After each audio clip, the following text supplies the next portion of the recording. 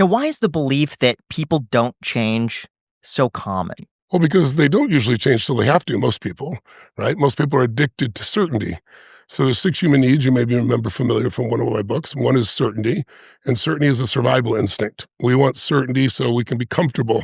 If we're not comfortable, we could be in pain. If we're in pain on a regular basis, we can do damage. Damage equals death.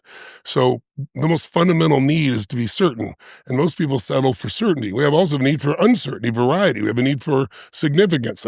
In our culture today, it's a little overvalued to be the most important, significant one. And when it's out of balance, it'll really kind of mess up your life, but it'll give you drive. But most people really want love. And then we need the need for growth and contribution. So those 6 needs are the same for all human beings. The difference in how people perceive the world is 2 things. Which of those 6 needs are at the top of your list? If certainty is your number one thing, you're going to be moving in this direction, right? Avoiding. If, something like, variety is it, you're going forward. And by the way, direction determines destination or destiny. So I know, for example, if significance is the number one need you're after versus love, I know what problems you're going to have in your business, your relationship.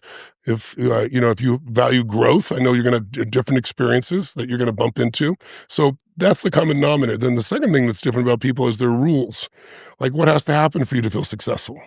Right? What has to happen for you to feel loved? What has to happen for you to feel like, depressed or frustrated? For some people, depressed, all they have to do is someone doesn't smile at them in the morning.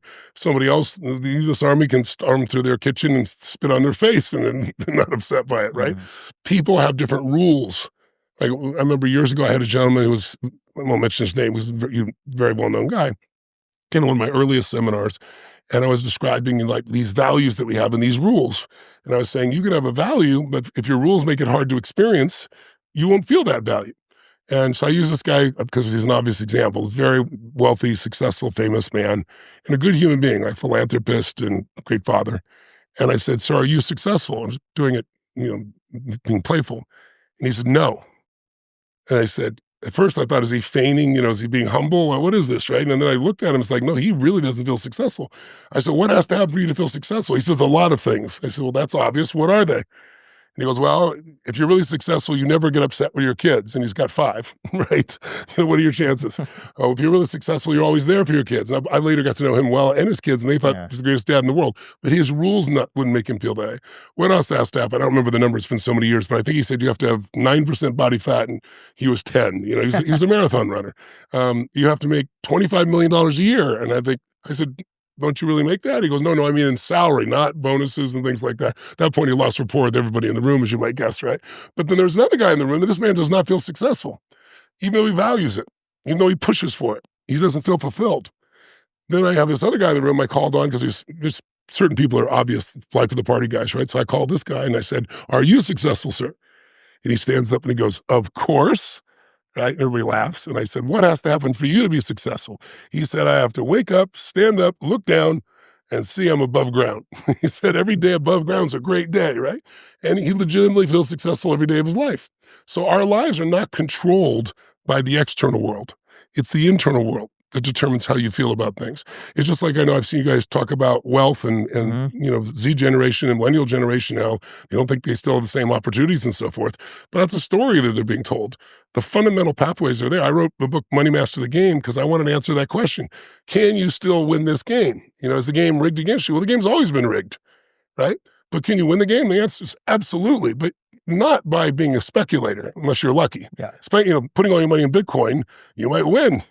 You might lose everything. That's not the way to wealth. That's the way if you're lucky to get a bunch of money, but you won't even keep that wealth if you have that mindset or approach. You're going to have to learn the strategies of either building a business and growing it or investing over time and getting a compounded return that allows you to actually get to a point of real wealth.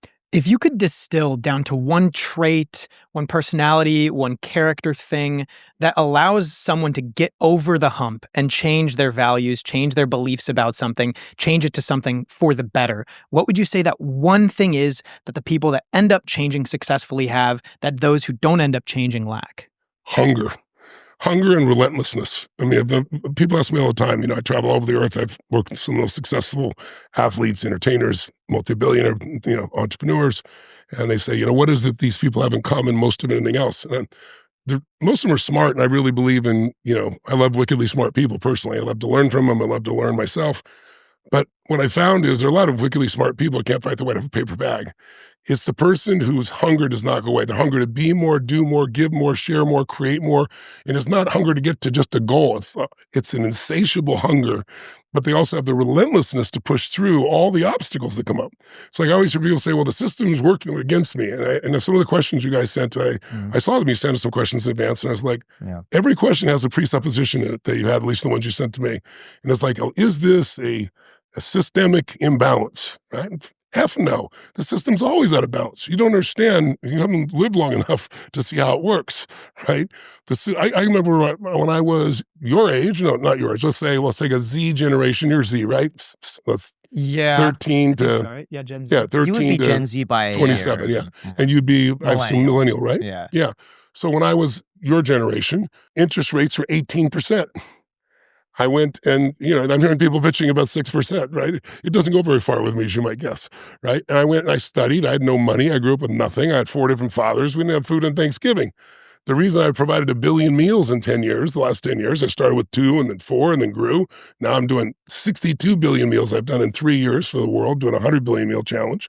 But the reason I got driven to do that is because I was hungry, right? Because I didn't have that kind of being taken care of. My fathers didn't know what the hell they were doing. Are some people born with that hunger? Because sometimes you just see it lacking in somebody. What causes that lack? I'll tell you the history of the world in 4 sentences. Good times create weak people. You can study 1,000 years of Roman history. You can study 500 years of Anglo-American history. I highly recommend, if you guys really want a perspective to help your generation, you should read The Fourth Turning or the book Generations. 2 great books, Strauss and Howe. I was working with the President of the United States, Bill Clinton. In those days, I worked with him because I'm an independent. And then I went across the street and I worked with the head of the House, Gingrich, who was a Republican. And both men had this book on their desks. The president had it, and so did Gingrich, right? And Gingrich is a historian. So I read the book, and it was one of the most valuable books of my life because it showed me that there are seasons to everything. And so I was waking up in a winter season. I was coming of age, 18, 19 years old, in a winter season, 18% interest rates. So I studied my ass off. I figured out, I made 100 offers on pieces of real estate. 99 said no. It was actually 103. 103rd one said yes. I bought this piece of real estate, try to make money at 18% on a piece of real estate. Good luck, right? But all I knew is real estate was the way that you could build wealth. I grew up from nothing, right?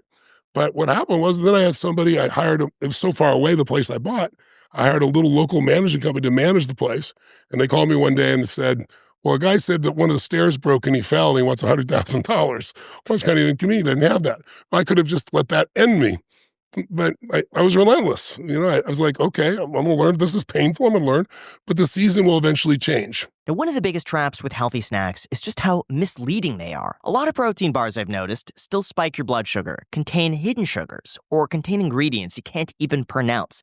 And then you're hungry again an hour later. That's why we love the sponsor of this clip, War on Sugar. They make a bar that actually keeps your blood sugar stable, tastes great, and contains ingredients that you recognize. War on Sugar bars are amazing. They're designed specifically to avoid insulin spikes, and their sweetness comes from monk fruit, which is exactly how they stay sweet without getting that blood sugar response. Plus, they use healthy fats and natural fiber to slow digestion and keep energy steady. And the result is amazing. It's no spike, no crash, and no craving afterwards, just clean, sustained energy that actually lasts. And the ingredients list is refreshingly simple. No sugar alcohols, no preservatives, no natural flavors. Everything comes from real nuts, real fruits, and real cocoa. So whether you're watching your blood sugar, eating low carb or keto, traveling or training, or you just need a grab-and-go bar that actually fills you up, War on Sugar is that bar. They've got great flavors like lemon blueberry, peanut butter pistachio, and chocolate peanut butter crunch. Seriously, guys, I highly recommend it. Just go to waronsugar.com and use code ICED10 for 10% off your first box. Once again, that is waronsugar.com.